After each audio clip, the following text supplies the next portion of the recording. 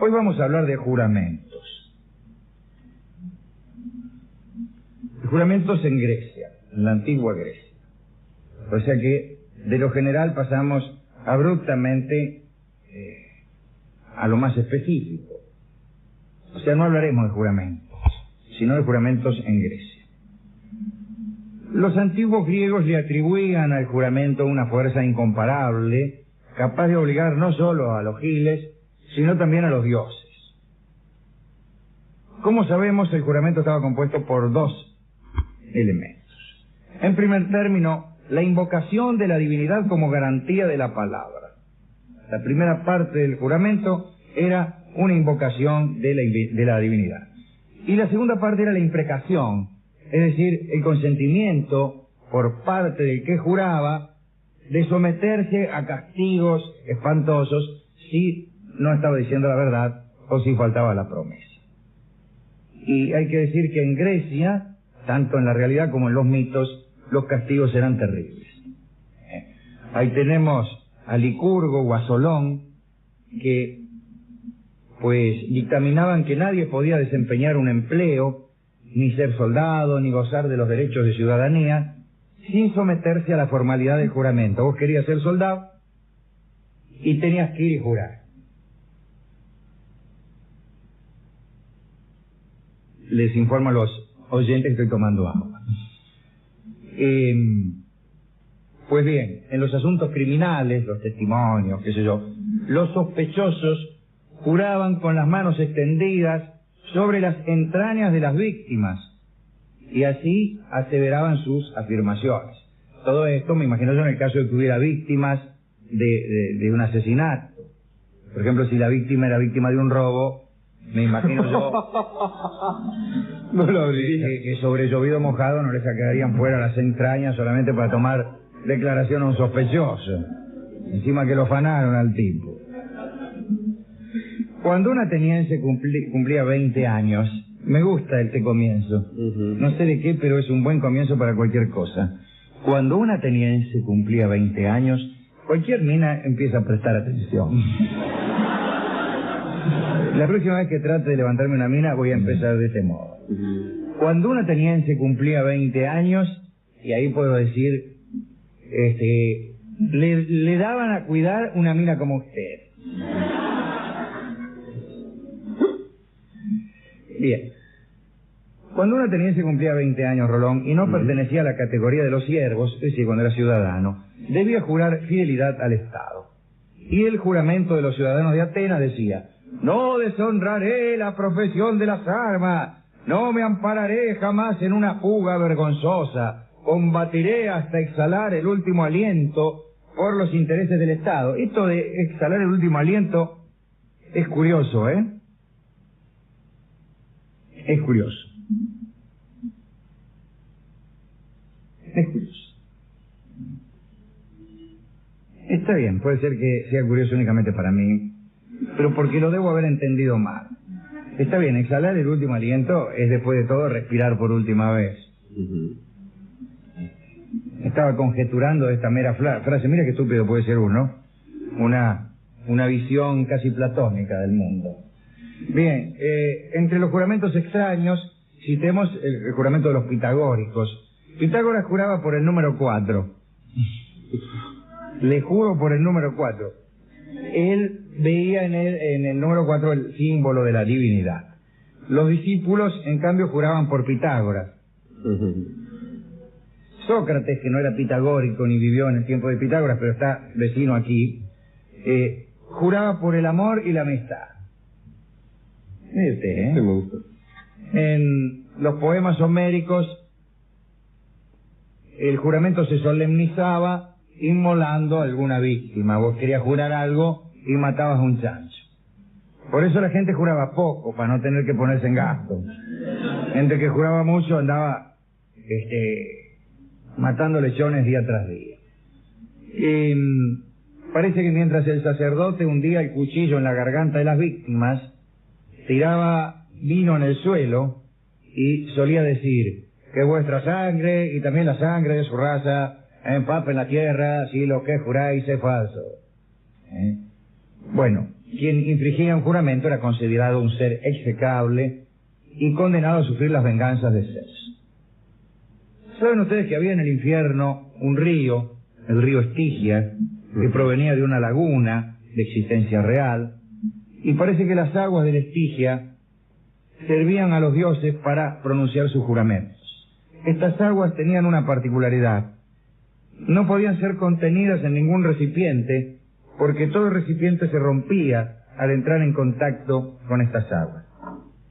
Solamente podía juntarse un cacho de agua utilizando cascos de caballos.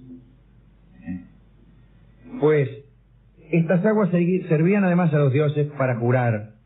Cada vez que había un juramento, Zeus, que era el que velaba por ellos, enviaba a Iris a llenar, supongo yo, que un casco de caballo con agua del Estigia. Iris volvía al Olimpo y los juramentos se hacían sobre las aguas del Estigia. Si el dios cometía perjurio, lo esperaba un castigo terrible. Permanecía un año entero sin poder respirar. Se le prohibía la respiración. Los dioses podían no respirar porque eran inmortales. Entonces, aun cuando no respiraran, seguían vivos. Pero parece que debe ser sumamente molesto el no respirar. Y aún si uno permanece vivo, o máxime si uno permanece vivo, puesto que las molestias que suelen sentir los muertos son ínfimas, por no decir que nulas. Bien, imagínense, la sangre no se renueva. Es inútil que yo insista en los inconvenientes que produce la no respiración. Los dioses no solo estaban privados durante un año de respiración, sino que durante ese año no podían comer. No comían la ambrosía ni bebían el néctar, que era el morfe y el escabio de los olímpicos. Y durante 9 años, el que faltaba a un juramento quedaba al margen de los dioses. No podía participar en los consejos, ni tampoco en los festines. Imagínense, ¿no? Los dioses, conjeturo que harían unas buenas fiestas, no como esas porquerías de reuniones a las que va uno.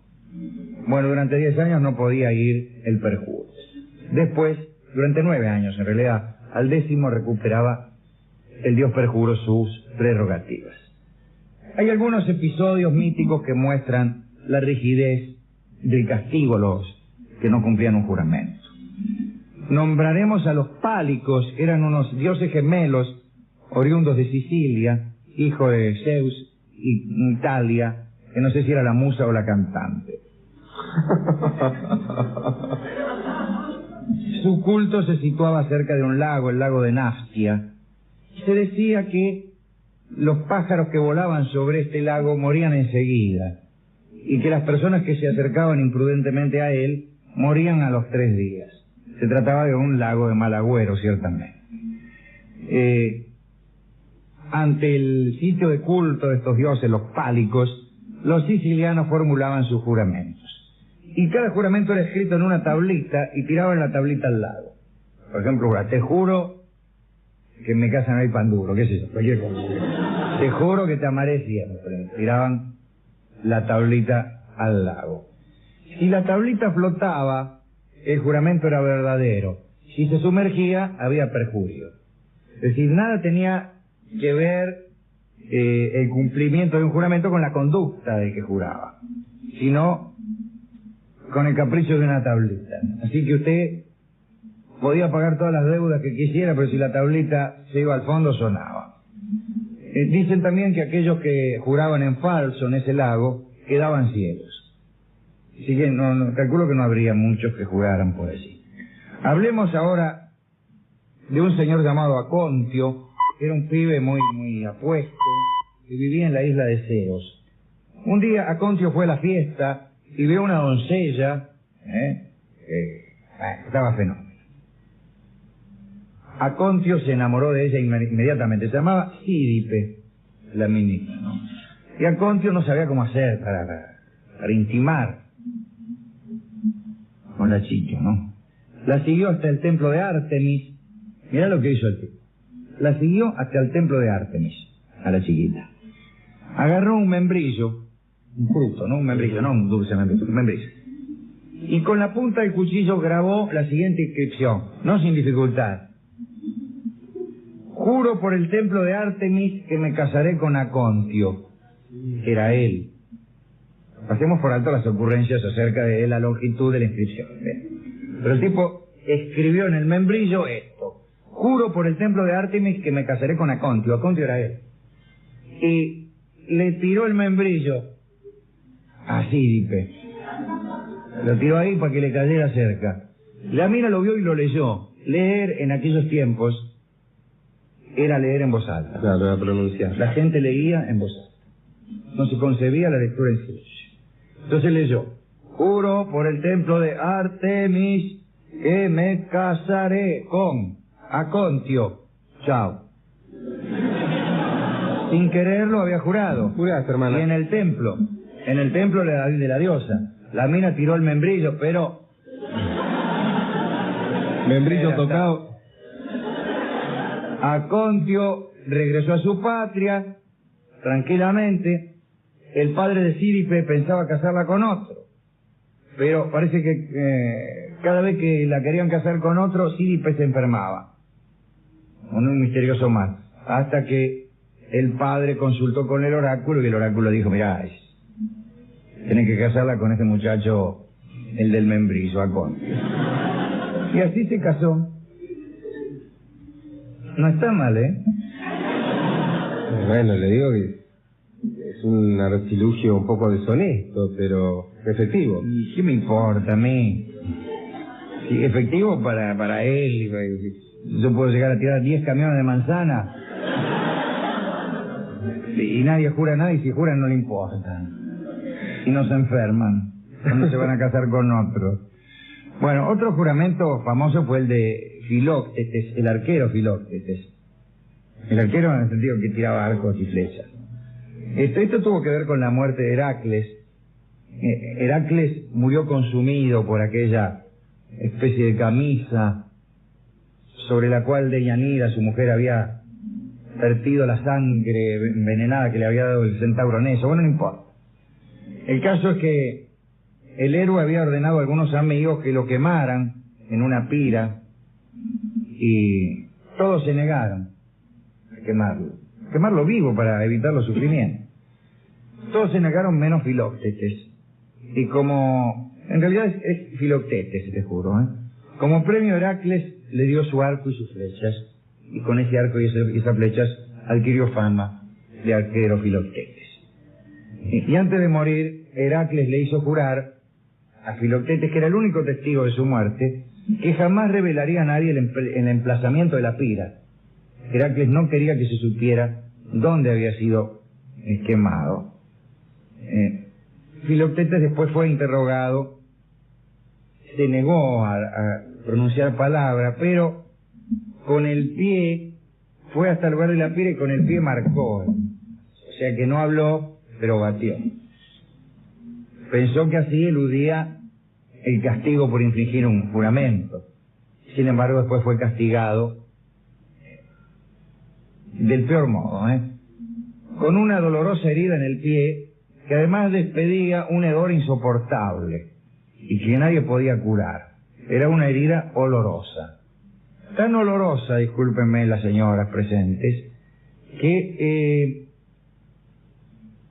no pudo ir a Troya, no pudo participar de la expedición a Troya, porque lo echaron sus compañeros de armas, hartos de soportar el hedor que provenía de las patas de Filoctetes, las patas heridas de Filoctetes. Él decía, es una herida, pero cuando explicaba el complicadísimo origen de su olor, ya todos se habían ido y lo habían dejado solo y desamparado.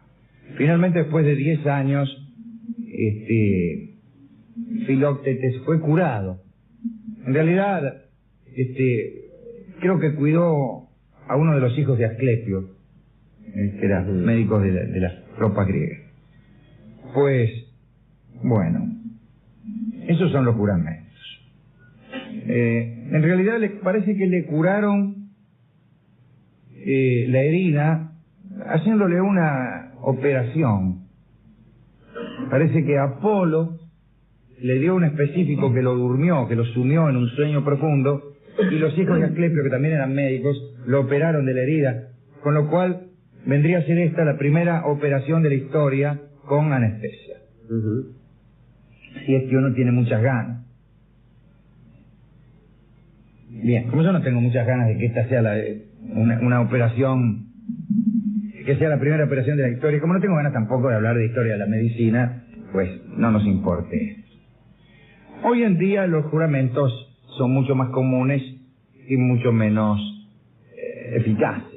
En la medida en que el que vulnera sus juramentos no recibe castigo de ninguna orden, ni legal, ni divino, ni social, pues entonces los juramentos son, antes que nada, un recurso del habla, una manera de decir.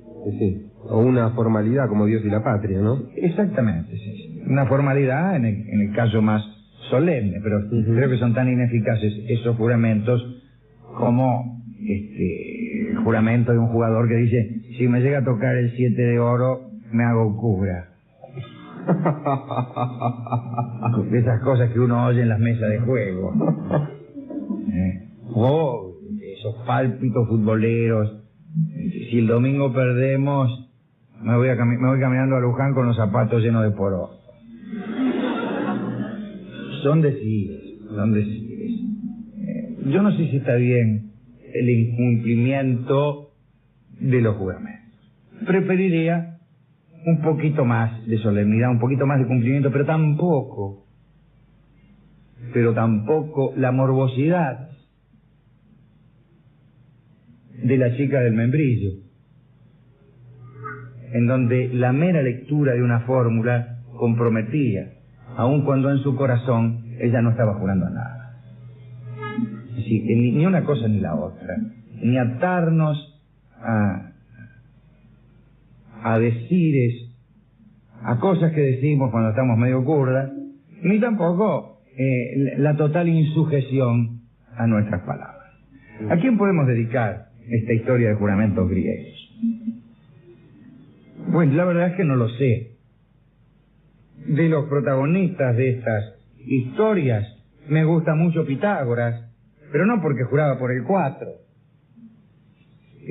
sino porque era un personaje admirable. También a Síripe, la hermosa chica que juró por el membrillo, y también a Contio, el tipo que escribió la fórmula del juramento sobre el membrillo.